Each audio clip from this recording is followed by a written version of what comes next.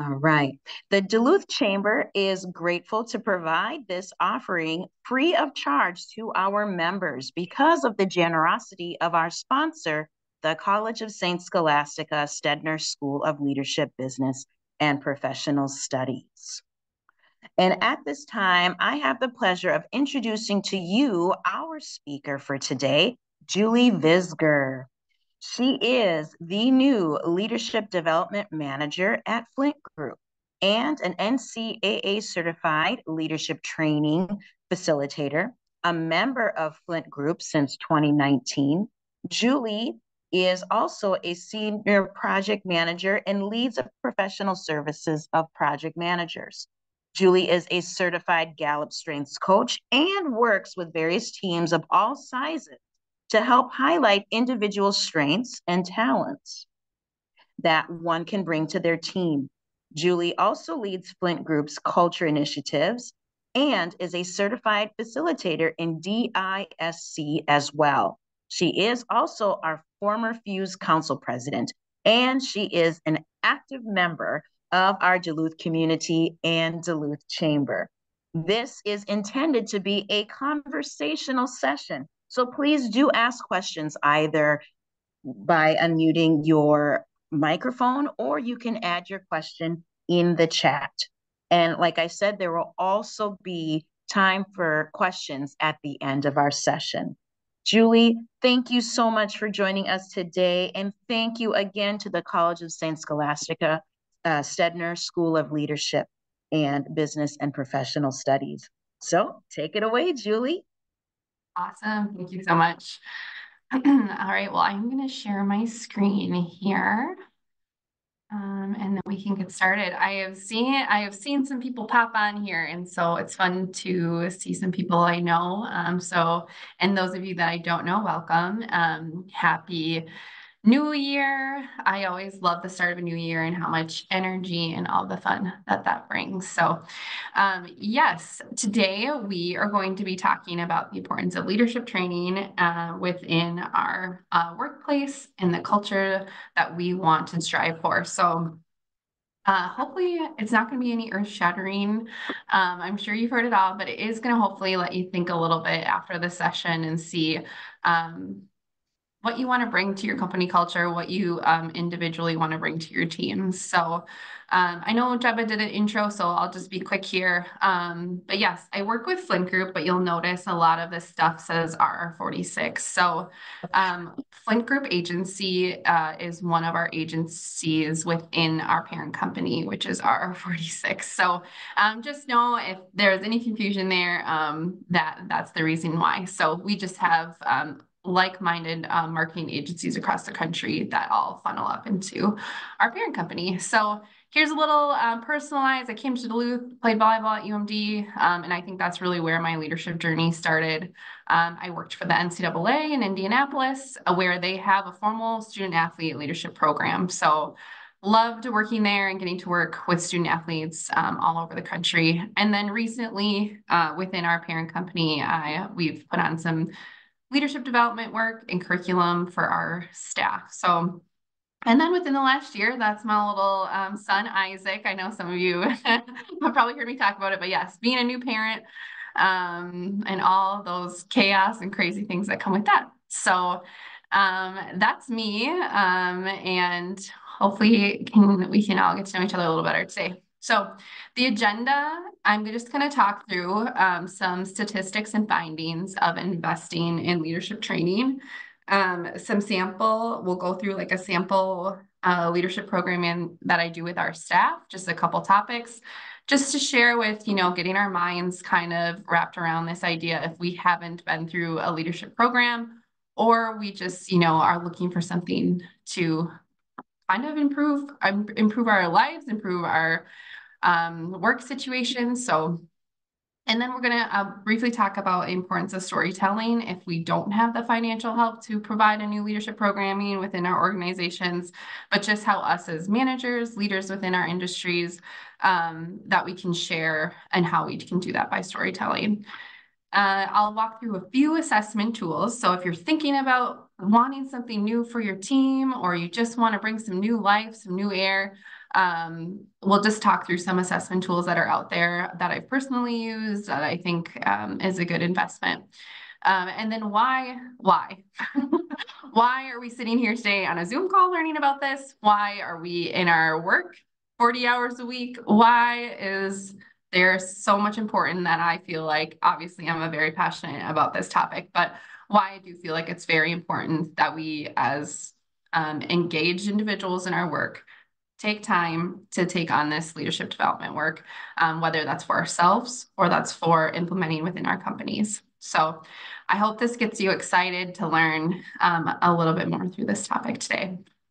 So again, we'll start with some statistics. So this is straight out of Gallup's Clifton Strengths Assessment. So I recently became certified. Our company was saying, yes, we want to invest in this tool. We want to invest in somebody in our company. And so this was a statistic right from them that says people that focus on their strengths. So this is that awareness of what I'm bringing each day is I'm operating within my strength. They are 3 times likely to report having an excellent quality of life, and they are 6 times as likely to engage in their jobs. Today, you're going to hear me probably say engaged and be an active participant a lot. It's different to just go and mind your day at your work and be there and collect that paycheck. And there's those individuals that we want that are leading our teams, cultivating a culture of positivity, wanting to actually, be successful at their jobs and have those around them be successful as well. So being engaged within that work probably is going to have a lot better output as well. So, these are some statistics that is from this assessment tool that we use at Flint, and we invested because we strongly believe in these 2 stats. Let's invest in our employees so that they can be more engaged in their jobs, which hopefully helps with quality assurance and all of the things to follow. Recently, I got to write a thought piece, and my true topic that I love on leadership is incorporating fun. It sounds simple, but and maybe silly to some of us, but how are we actually incorporating fun within our workplace? And so some of these statistics are finding that 90% of engaged employees, again, that word, say that they work with a fun team. People they actually enjoy going to work and doing amazing work with. So that's what we're striving for, compared to a 37% of disengaged employees that are saying, I don't have fun at all. I'm not engaged. I don't like my coworkers. How do we, from a leadership development standpoint, incorporate that into our culture? A bright HR study found that 62% of employees who took no sick days in the previous 3 months had fun at work. More revealing, 58% of those took 11 plus sick days, reporting not having fun at work. So when some folks talk to me about, well, we don't have time, we don't have resources, we don't want to put energy into investing into the leadership development programs, it's going to save you money in the long run. You're not going to have that revolving door of individuals, and the individuals you actually invest time in will invest in you back, and make this quality of work a lot better. So I always challenge folks to say, that revolving door is also very, very costly.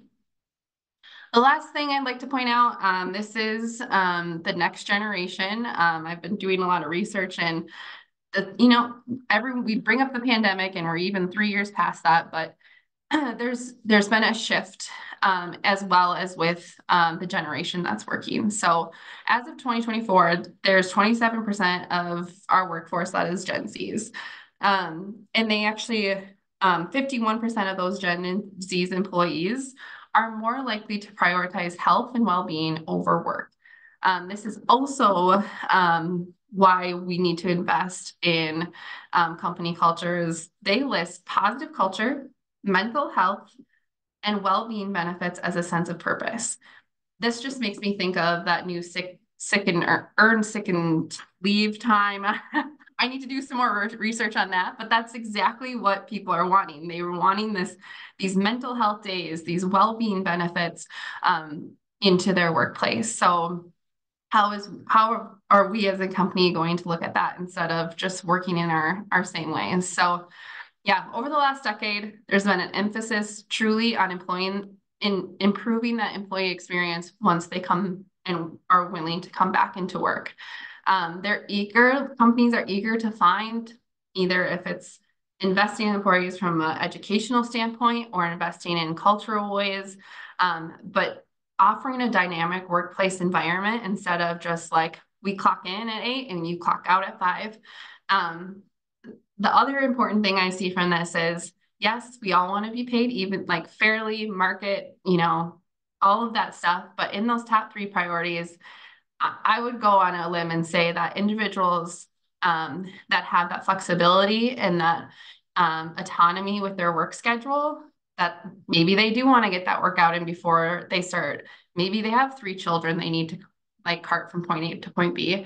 And us as a flexible company, even if we're not paying as high as the next, they're more likely to stay because of that less of a stricter schedule and our understanding of the value we put on understanding company culture and how we're just a portion of somebody's life.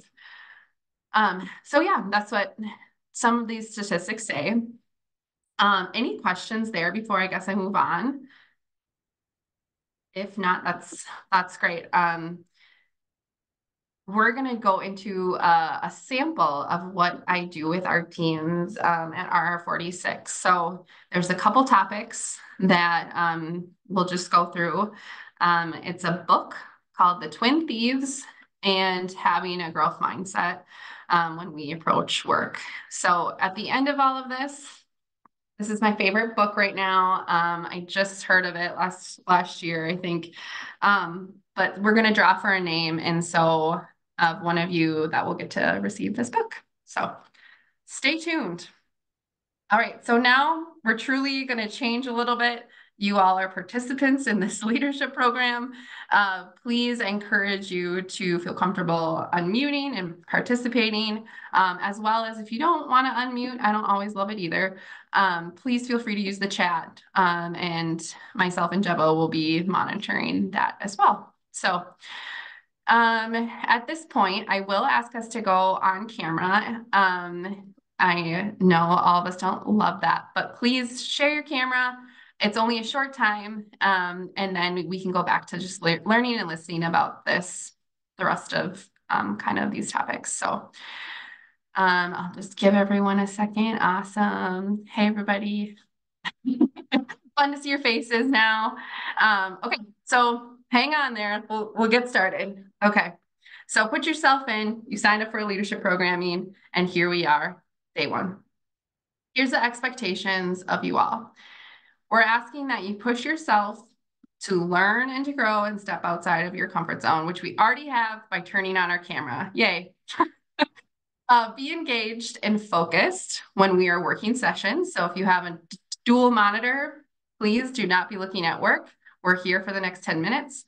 Let's try to gain a little ounce of what we can while we're together. We're going to drive your own development and challenge the peers that are sitting on this call right now. We're going to be open and respectful of the range of thoughts and life experience from our fellow participants, and we're going to seek connection. So, hey, you might hear something from someone and be like, I really like that thought. Maybe I should connect with them afterwards. We do this in a 2-day intensive program, so you do get to know your fellow participants. We have breakout sessions. We will not be doing that today, but just to kind of give you a little thought behind all this. The expectations you can put on myself as a facilitator is I'm invested in the growth and development. I will deliver leadership education that is relevant to you, challenge you to push you beyond your existing comfort zones, support you as you learn and implement these new ideas, and then provide an environment that fosters engagement with your peers. So you'll notice this is very not your corporate, like, here are the 3 bullet points you're going to get out of this. And I think people are turning less away from that because it doesn't feel like you're actually investing in them. It feels like this is another corporate leadership program that is getting pushed that I'm now taking time to spend away from my actual work. So we try to really, even in these like expectations, think of like, how do we want to present our expectation versus bullet points we want to hit? Our goals are to provide a transformational experience for all participants. Again, this is over the course of 2 days, so hopefully they can think of these things as they go forth. Empower you all to feel confident in making a decision and inspire participants to live and lead in their most authentic way. I know authentic is a buzzword, but I truly do believe that if we can gain to know ourselves a little bit more, the better we can be. So has anybody, I showed the cover of the book, here it is again. Has anybody raised their hands, read The Twin Thieves or even heard of it? I'm just gonna scroll down. I see a lot of head. No. Okay. Awesome. Well, I didn't know about this book as of a year ago either, but so as a guess, you can put in the chat, you don't have to unmute unless anyone's brave enough. Does anyone have any guesses of what the Twin Thieves are?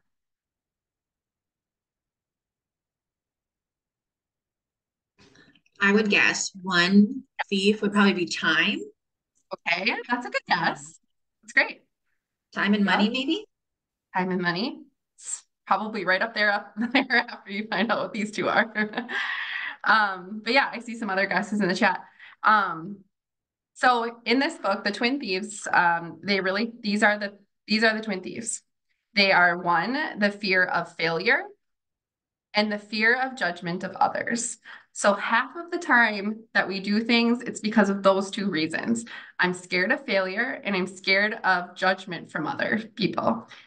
As well as I'd like to just read a portion from this book. Basically, they found out the number one thing driving great teams is developing an environment, the culture that we are promoting within our organizations that rise above these two twin thieves. A team where people know they can take risks without being ridiculed and exposed or embarrassed. So if we have invest in our leaderships to think about our leadership teams to think about this and what culture we're promoting and how we're educating employees, and we're allowing them to not have to speak out of fear that somebody's going to ridicule them or all those things, then we can actually see why are people being held back? What is the reason why they're not going to take that extra step? Why are they not speaking if there's like a team meeting or something? So really thinking of, we talk about this all the time. What are your twin thieves? And I would challenge you after this call, even going into the weekend, all the things. What are the two, why? Why are you scared of something if you don't want to, if you're looking at a new job or the next opportunity or anything, kind of why, what are your twin thieves? What's holding you back? So just kind of keeping that in your mind, even when and then we really challenge the participants moving forward. Is that the reason why you're not willing to collaborate with your teams or speak out or actively participate within programming? Because it's one of those two things. And once people have that epiphany, they're like, oh, I'm less likely, to be scared of saying something. So those are the Twin Thieves. This is the book. It's great. It has a bunch of leadership lessons throughout the book. So yeah. The next topic we talk about right away in this programming is the power of mindset. Raise the hands if we've heard like having the right mindset, having a fixed mindset, going into a situation with growth mindset. Awesome. I see some raises of hands. Those of you that raised your hands, does anyone want to share with their group what they feel like? What is a growth mindset?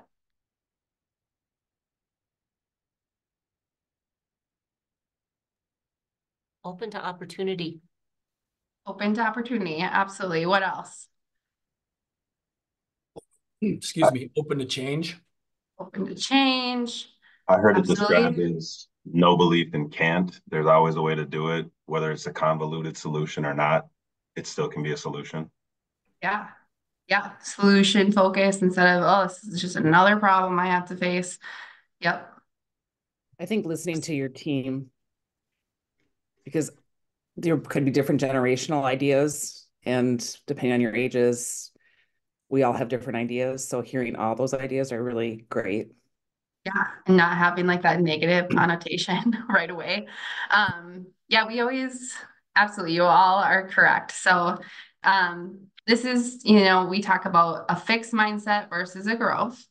And when you approach challenges, this is mentioned, you want people with a fixed mindset, they avoid it. People with the growth, it's like, oh, I can see how we might be able to solve that. So that's that solution forward. Obstacles, we want to give up easily. We don't even want to maybe approach it as a fixed mindset.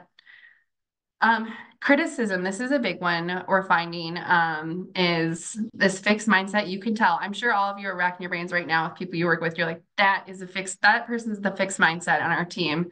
They ignore that useful feedback, or they're immediately like just turned off or blunt if they receive any of that feedback. Versus somebody with a growth mindset is, oh, I can learn from that, or I'm eager to improve that next time. So I always ask people right now to think, imagine you've been just told right now that you need to rework an entire project that you just started and needs to be done by the end of the day. What's our first mindset that we go to? And I'm guessing most of us are fixed. Like, what the H? I have to start all over. This is BS.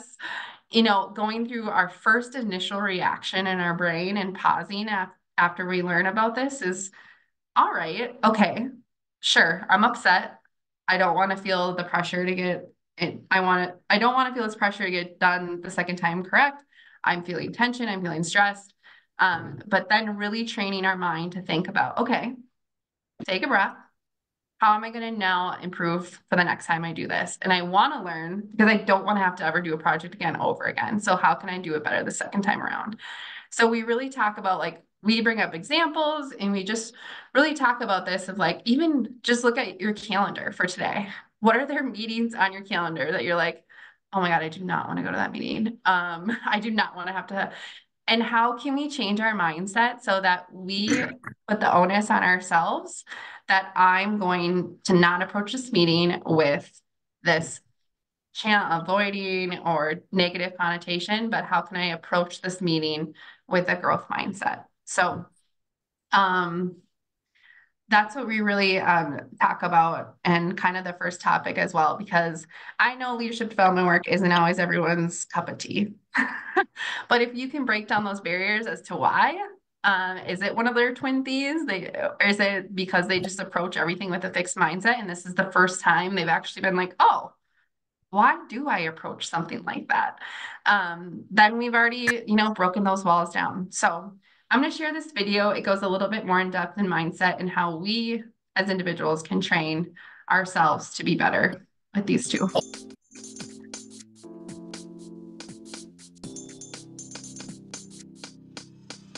Have you ever heard of Stanford psychologist Carol Dweck? Her research on the idea of mindset suggests that there is every reason to believe that we can be great, maybe even the best, at anything with dedicated practice. But in order to get there, we need what she calls a growth mindset, which simply means believing that our abilities, including intelligence, are largely a result of time, effort, and practice. A growth mindset stands in contrast to a fixed mindset, which limits us by making us believe that we are either born with certain abilities or not. For example, our fixed mindsets might tell us that we're an English person, but not a math person. Sound familiar? Having the right mindset is important because it affects behaviors which greatly influence whether or not you will succeed at something. For example, if you have growth mindset, you're more likely to embrace challenges, appreciate feedback, and when failures happen, you don't allow it to define you, and instead, you use it to help guide how you can improve. Those who have a fixed mindset, on the other hand, shy away from challenges, don't implement feedback, and in fact, often feel defensive about the criticism. And when failures happen, it's devastating and feels like an attack on one's worth. You can see that there is a self-fulfilling prophecy here. If you believe that your abilities can improve, you'll engage in behaviors which make it so. If you believe your abilities are more or less immutable, you don't try to improve, and so you don't. If you recognize yourself as having a fixed mindset about things, well, you can change that. Practice having a growth mindset, and the sky's the limit. So that is talking a little bit more in depth on what that was from a topic standpoint, as well as encouraging to practice. This just doesn't happen overnight. This is something that people really need to work on. And so we bring this first and foremost to every single programming that we run, just because how we approach a situation is really going to reflect on how we lead and manage our teams. Some of you are also sporties and love hearing from fellow coaches, but Nick Saban, he's the former Alabama coach, just retired, and a lot of his stuff is popping up now because a lot of his speeches and how he led successful teams are kind of to the forefront right now. So I found this, and while we watch this video, I want you to think about how does this relate to a growth mindset? And then do you think people who he's talking about, either on the bus or off the bus, who is the one that has the fixed mindset and who has that growth? So it's just another quick video. To be able to communicate with other people, and you have to work with other people. And you can never have any team chemistry for this reason. Mediocre people don't like high achievers, and high achievers don't like mediocre people. So if everybody doesn't buy into the same principles and values of the organization and the same high standard, you're never going to be successful. Just like our spring practice right now. You know what my goal with spring practice is? Get the right guys on the bus, get them in the right seats, and get the wrong guys off the bus. So one of these days, you're going to be working in an organization, and somebody's going to try to do that to you. So which one of those people do you want to be? Do you want to be somebody that's trying to get off the bus because you're satisfied with mediocre performance? Because you can never have any team chemistry in your organization if everybody's not committed to the same standard and the same things. You know, when I worked for Bill Belichick, we had one sign in the building. It was, do your job. And you go in all these places and, you see all these things. One sign, do your job. I love that. I just shared that with our team, the project managers I work with, and I just think it's really, really good food for thought. So while you watch that, did anyone have some thoughts of how he using the scenario of players with like growth mindset versus fixed? Any reactions to that video?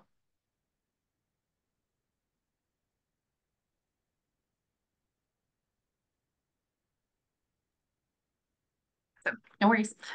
Yeah, I just think it's a powerful video. I love that it just really breaks it down to do your job and also find the right people that also are high achieving and wanting to do that. So I think we all recognize folks that we work with or that we manage, and we're like, why does this continue to be the issue? And it's so simple, because you have people that are okay with operating mediocre and you have people that are high achievers, and that just combination doesn't work. So how do we get everyone on the bus to ride in the same direction? Well, it's through leadership development work. It's through teaching this, and it's to how do we inspire those folks and give them the right tools.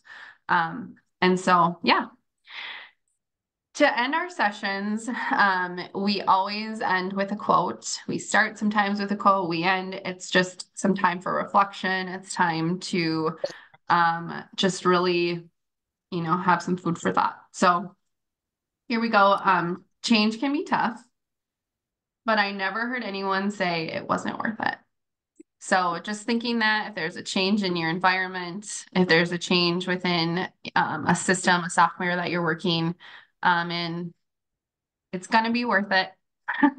And it's because how you're going to approach it. If you're approaching your change with a fixed mindset or the fear of failure or the fear of judgment with others, then that's going to where you're going to run into those challenges. So that's kind of this is just like the sample of what we start with. This is 10 minutes of a 2-day training that we put on, but we kind of work from topic to topic and really trying to get people to look inwardly before they lead. So any reactions, any thoughts, any wheels turning in brains for the remaining of the day, work week, and how we can, kind of improve ourselves and others? That's all I ask. If you want to turn off your camera, that's great. If you want to stay on, I'm also happy. So this is that sample programming, and now I'm going to go into some other skills that we use. So the next portion I'm going to share is the importance of storytelling, why it's important, and how if we don't have dollars to invest in our company or a lot of time, how as we individual leaders and managers can use the skill of storytelling to relate with our coworkers. So leadership through storytelling and why it's important. Our private stories determine who we are and how we see the world. People don't care how much you know until they know you actually care about them. People use stories naturally every day without being aware of how they're revealing themselves to the people around them. And storytelling stirs these emotions. The open you are and the story you want to share with those individuals, maybe that allows them to share it with you as well. Leaders, managers who are really impactful, tell those compelling stories and can move the audience from apathy to empathy and into action. So just being relatable and breaking those walls down by sharing a story as a leader can help maybe drive some action if there is change. I always like to point out, it's easy to lead when things are going well. It's easy to lead when there's no change. It's things that you need to incorporate when it's challenging and harder, like these things here, to get that buy-in and to get people on board. So if you're thinking leadership story and the key benefits, skilled storytellers are effective communicators. They're typically seen, people want to follow, even if they're not in that manager or leadership role, there's still those folks that they follow. Managers who are skilled in storytelling most likely are to be effective leaders. They make hard data understandable and memorable. So for example, I had a huge spreadsheet that I remember when I first worked on when I was a first-time project manager. Now seeing it doesn't overwhelm me. I understand all of what it means. But we have a few new project managers that just joined our team. And I could just see pure fear in their eyes when we started the spreadsheet. And so I started with this story and I broke down those walls and we had a real conversation of what is scary about this document. What columns don't make sense? What do I actually need to fill out in this document? So it was a really good conversation, but had I just started in explaining everything about the columns, maybe they wouldn't be as bought into the idea of like, yes, I've been in your shoes and I get that this is overwhelming. So breaking down those barriers by telling stories.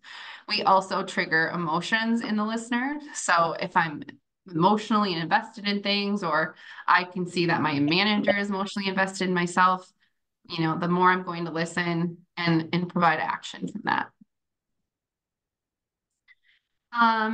Why it works. So stories allows listeners to imagine themselves in the same situation, just how I had shared.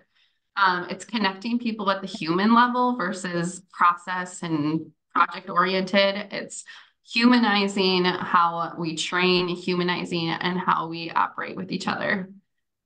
Emotional connections also trigger associative thinking. So listeners think in the themes of the narrative to their own stories.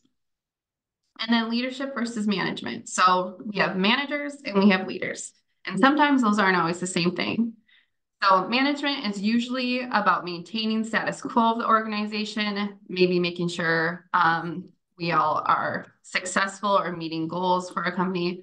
But leadership refers to an individual's ability, I'm gonna say that again, an individual's ability to influence, motivate, and enable others to contribute towards the organizational success. So that's why our approach is always looking at the individual first versus how, what are our goals for the year? How can we make sure we invest in our employees so that they want to hit those goals because they're truly driven and engaged and an actively participant of our organization. We influence and inspire separate leaders for managers. We're not doing it for power and control. So yeah, that's just kind of a little insight that I like to share, that if we're thinking about maybe making that jump to the next manager because we feel like we'd make a great leader, what's your story? What are you going to convey to those employees? How are you going to use storytelling to get people on board and to get them all moving in the right direction. How are you going to get them on the bus? Which I like that. Here's some tactical things, some assessment tools. So some of you might be on here thinking, I just kind of want to learn more what's out there. So cool, Julie, this is great that you do, but how can I invest, or what tools do I have available for myself? So these are some things that I've used, and I've just identified kind of the differences between them. Oh, it was a webinar. It is a webinar. Do we want to, Deborah, can you mute everybody maybe on the call, or there we go. Thank you. So these assessments are, the first one I briefly talked about at the beginning of this, but it's the Clifton Strengths. So this is a assessment tool. It's not a hiring tool. It's an awareness tool. It's for people to start recognizing what they're good at and what they're naturally good at versus how can we make them better by looking at their weakness. So this is we're a strength-based organization. Everyone in our company goes through strength training, and that's also pretty powerful to say when your whole company can talk to and relate and have common conversation about, oh, your strength is positivity. Great. Mine is too. How can we bring more of that and get other people on board with that in our workplace? So Clifton is great. It's an assessment tool. They basically fill out assessment online, and then you have a facilitator come in and just kind of walk through what the tool means and how they can incorporate that into their daily life. The DISC. So this is another, this is more towards like behavioral, how you are going to act in situations. So this is, DISC stands for you either get a dominance, influence, steadiness, and conscientiousness. Has anyone ever taken the DISC? Raise their hands. Have them a couple, Sue. Great. Yeah, this is just another tool that helps you. Again, it's an awareness tool. It's not used for hiring, but it shines an understanding of improving, really looking at improving communication, because it's the platinum rule. Treat the way people treat others the way you want to be treated versus treat them how you think they want to be treated. So it's really identifying the different styles and how we communicate. The Enneagram, this is another behavioral tool. We use this because it can identify what we do and why we do it, the motivation actually behind that behavior. This is kind of a newer tool that it may not necessarily be a newer tool, but it's kind of the one that a lot of people are moving to. We see, and so yeah, it's focused on less of the traits, but more of the emotions behind that personality. So that's kind of the difference between DISC and Enneagram. And then I haven't used this, but this is something we're looking to invest in. This is Predictive Index. Has anyone used this tool at all? No, okay. Yep. I haven't either. So if anybody has, share your thoughts with me. I'd love to hear them. I'm just digging into it now, but this is closer to a hiring tool. This is something that you can use for pre-employment screening and selection. I don't think you make your fully decision based off this assessment tool, but I think it's an option if you would like something to invest in before you invest all the dollars in hiring someone. It's a behavioral assessment, and it's across employees' life cycle from hire to retire, which allows multiple stakeholders to define the ideal behavioral pattern and necessary, especially the given role that they're applying for. So I have a lot more to do with digging, but this one just feels like a little more like what are you going to get from somebody when you hire them, or what are you going to get after you hire them? What does their role look like from start to finish at your company? So these are just some assessments. I'm happy if any of you want to reach out to me afterwards and just want to discuss further. Super always willing to happy to talk about this. So finally, I'm just going to go in the why. So why is it important? Why are you all sitting on this call today, listening to this conversation? And how are you going to be a part of this bigger picture in your organization moving forward? So we talk a lot about the decisions we make are through values-based decisions. So it's not, it's personal values and how I'm working with the company that also reflects those personal values. So just for an example, so like I said, I work for our parent company, R36, but I also operate within our Flint group, which is our marketing agency. And we have a value that I love, that I've always loved when I've worked here at Flint. And it's a recognition we call aim high. So it's employee nominated. So you nominate each other, you nominate your coworkers. And we have 7 different values that we try to live by on a day-to-day basis and what we do. So those are: do the right thing, even if it takes more time. So do the right thing, take the initiative, stay curious and open-minded, love what you do, go where you're needed most, be the person you want to work with, and give back. So essentially, let's say I'm just going to grab somebody on this call. So Andrew, let's say he is always taking an initiative. He goes to find the answer before he asks questions, and I want to nominate him for this. I would literally select one of those values. So I would take the initiative value, and I would explain why I'm nominating him for this. So this is just going a step further of, we aren't just saying good job, like good job, Andrew, but we're actually pointing out why they did a good job and how it's relating to the company's values. So this is just one instance of how we lead through values-based versus just like saying we're going to do something. We're actually, walking the walk. So this is prioritizing your personal values. So this is really looking internally first. So I like to challenge our leaders and our managers of our organization to really take time to self-discovery and self-awareness before we start pushing ideals or behaviors on our teams.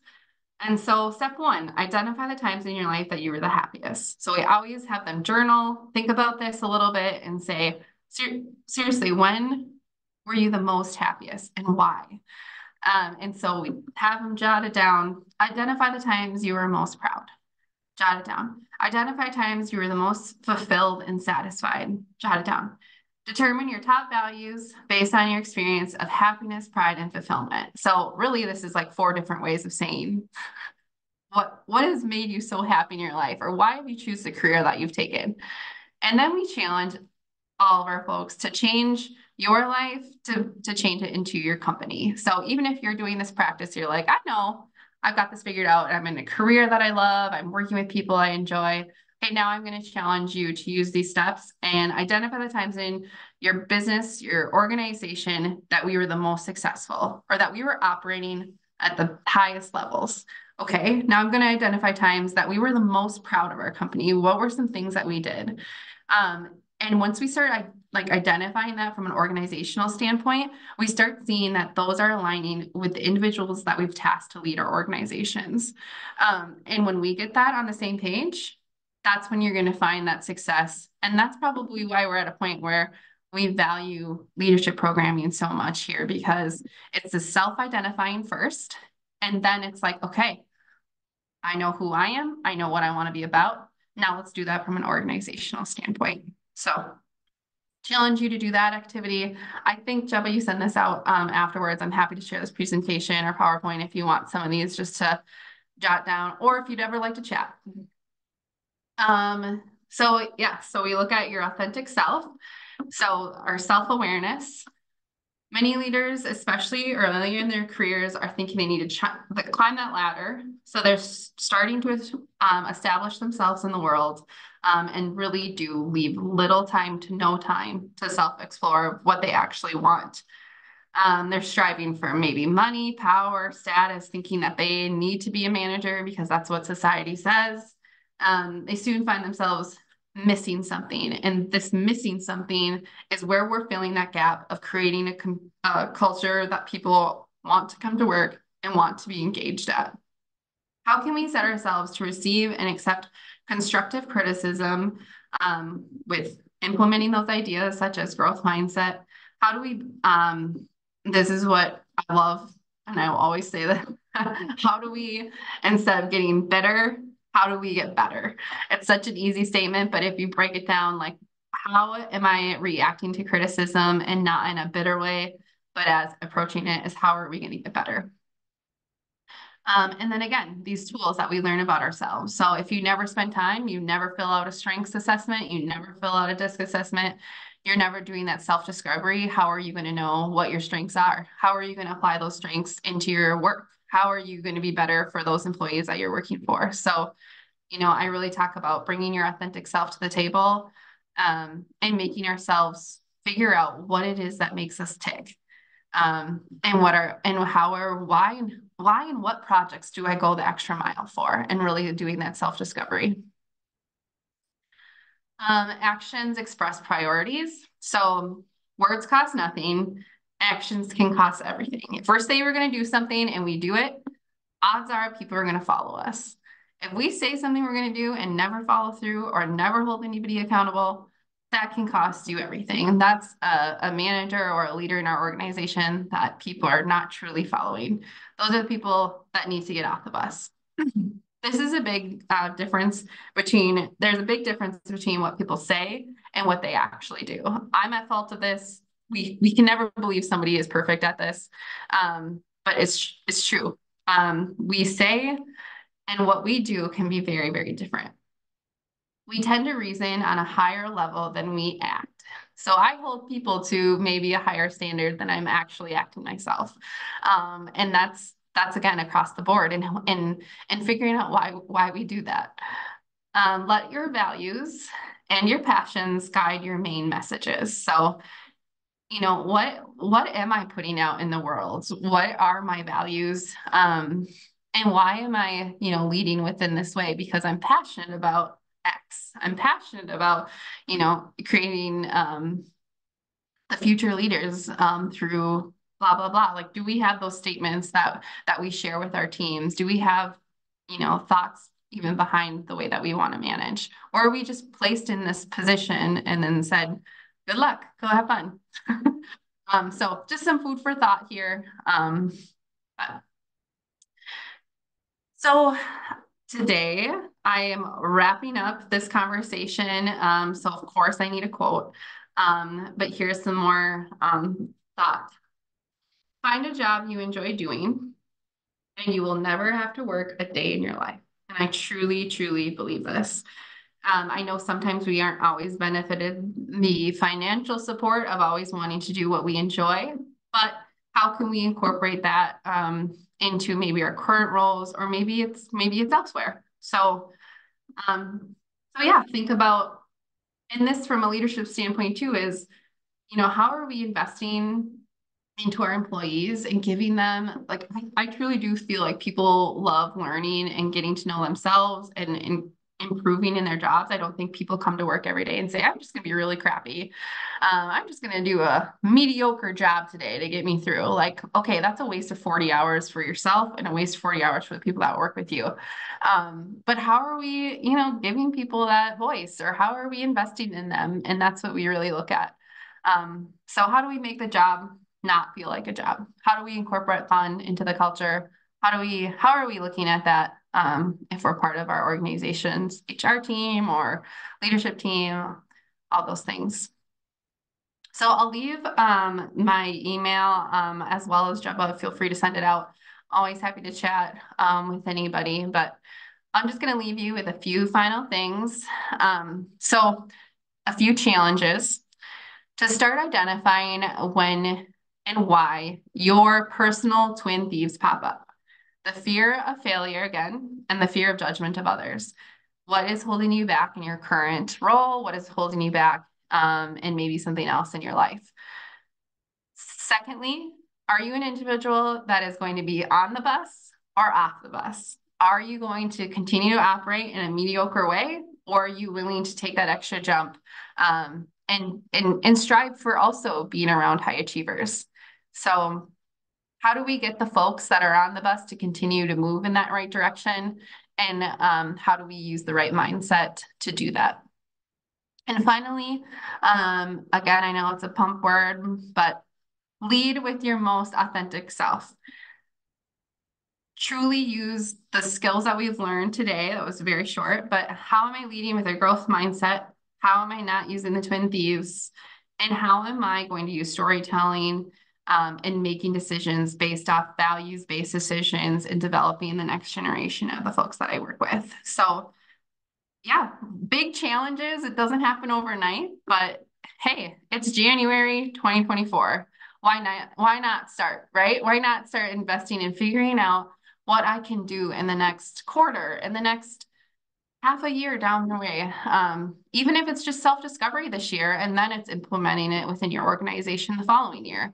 But to have a plan and to implement some things, don't let those twin thieves look you back.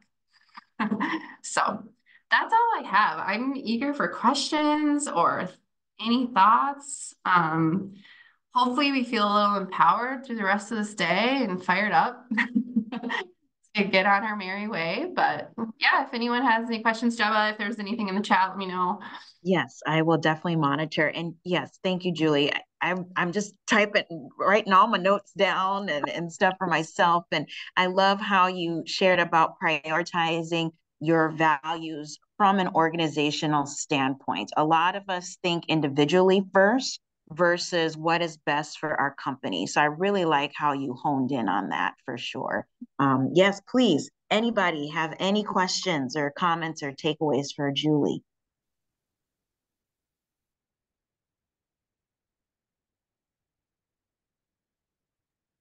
I'll hop on quick, Julie. First off, thank you. I appreciate it. It's always been fabulous listening to you, even when we were on Fuse together and the time we shared there. So I found this to be worth my while, and I just wanted to say thank you for that. Yeah, thanks, Dan.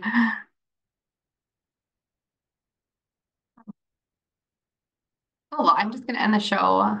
Yeah, anything else?